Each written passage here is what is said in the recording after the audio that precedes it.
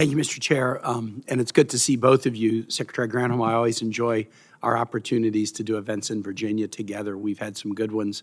I want to ask about a topic that you raised in your joint written testimony, and that is trying to develop strategies to counter uncrewed aerial systems. We've had testimony in this hearing, public testimony from General Guillot of Northcom about the drone swarms around Langley, which are troubling.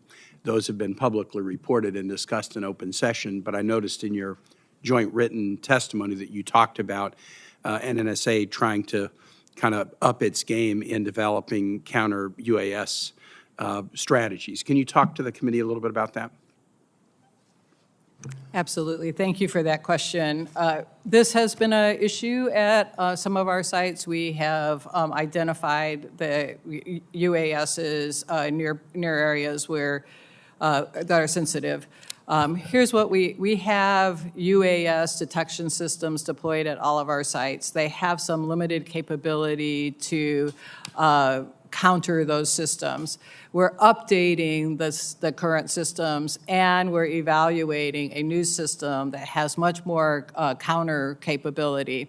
We're testing that. We're establishing a test site at Idaho so that we can keep up with the threat. My intention, and I've been very clear about this with the complex, is as soon as a UAS crosses the line that we have declared as this is dangerous, we need to counter it. We can't just say we see it, we have to counter it. And we're positioning ourselves in this budget request and in the work that we're doing to make sure we can do that.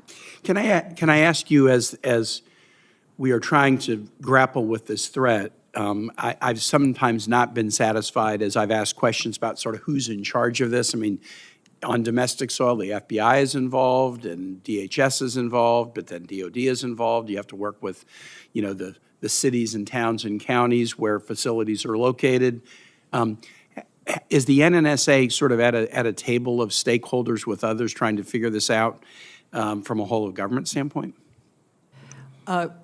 Yes, we do work closely, especially with the FBI.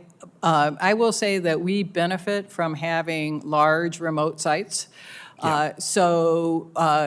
Again, we've clearly delineated where the lines are in terms of our sensitivities.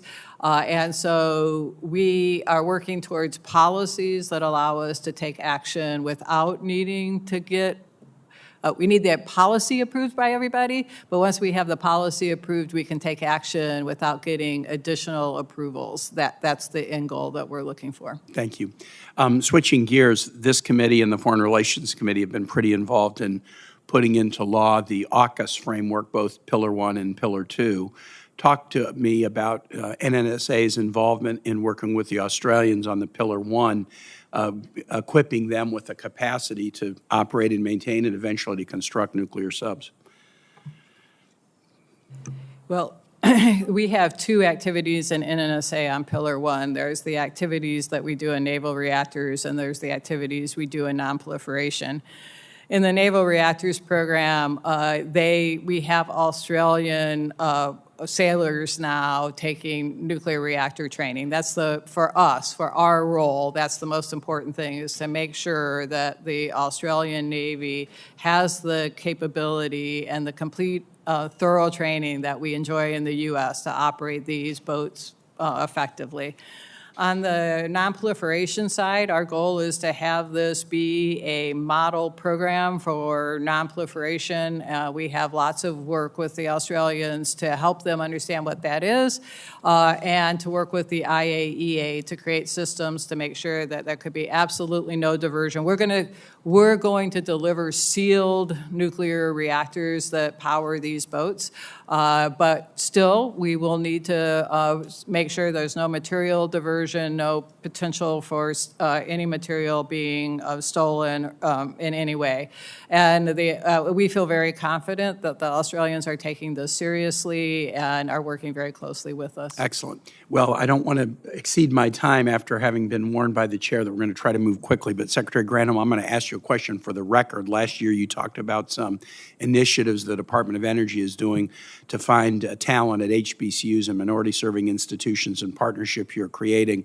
I'll ask for the record, and we'll look forward to seeing what is the progress on that front. Thank you. I yield back. Thank